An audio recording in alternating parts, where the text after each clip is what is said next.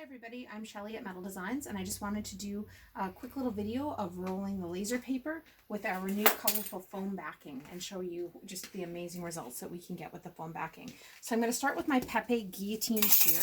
I was away with Rob and Cornelius at Little Rock Jewelry Studios last week, and I didn't have my shear, and oh my goodness, did I ever miss it.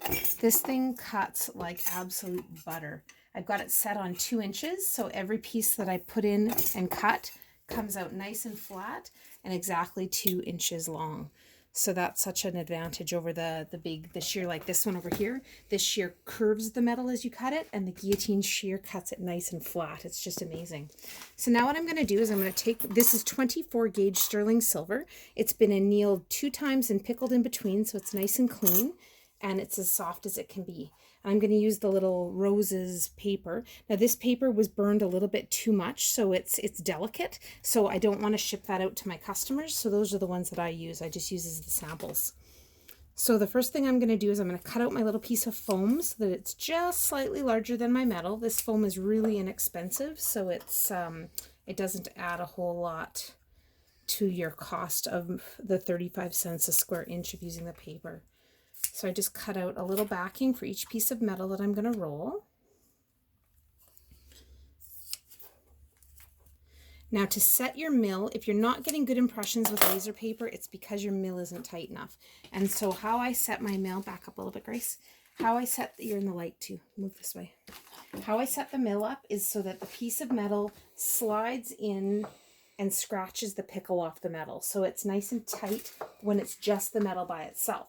So now I'm going to add a piece of paper, and you always cut the paper out just so that it's slightly larger than the metal, because the metal can stretch and you don't want to have empty spots along the edges. So I make a sandwich, paper, silver, foam, like that. And now I'm going to gently feed it into my beautiful 130 mil flat Pepetools rolling mill. And it's important that you roll nice and smooth and kind of go the same speed, and you don't let go of your sandwich until it's all the way fed in, because you don't want your metal and your paper to shift. So I do it nice and evenly, do my roll through, and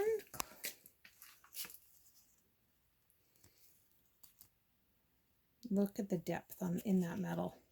This is 24 gauge, so it's really, really thin metal, and for the paper to imprint that deeply, it's just amazing.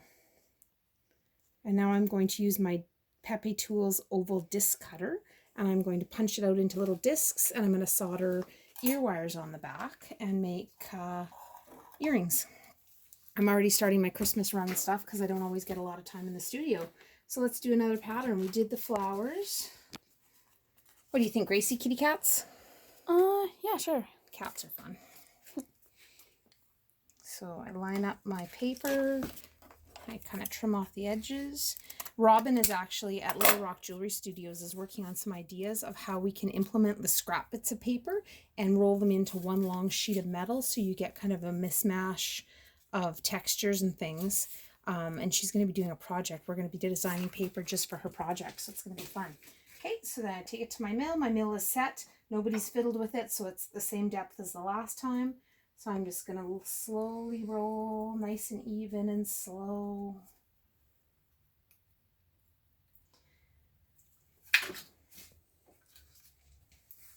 And the grand reveal.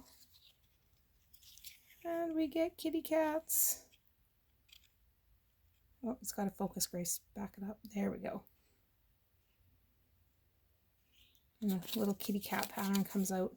This is a great seller. The paw prints, the cat prints, and the music notes seem to go really, really well for teachers. If you're looking for year-end presents for teachers. And let's do, what other one should we do, Grace? How about Rapunzel? Yeah. Yeah, this one's kind of fun. It looks like hair, so we called it Rapunzel. So now, again, we're just going to cut out the piece of paper around so that you got a little paper on all edges. Got my foam backing.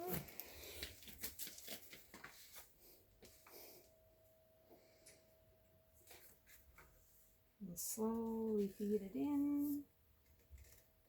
Now there has been a lot of talk about how many times you can use these sheets, and I've been using them 2-3 times as long as I don't over roll them, that they get really ripped up. If you get it too tight, they get pretty ripped. But you can definitely put the same piece of paper through and get another impression more than once. I just never do it on silver. I do the one time for silver, and then when I roll anything in copper, I use the scrap papers for copper rolling, because I'm not so concerned if it doesn't roll perfectly. So there you go. So this foam is absolutely game changing. It's working really well. It's really inexpensive. We're selling it in a bunch of different colors, and give it a try. If you're having any problems with getting good texture out of your mill, just tighten your mill. That's pretty much the only reason. Anneal your metal, tighten your mill down. You should be able to get great results every time. Thanks for watching.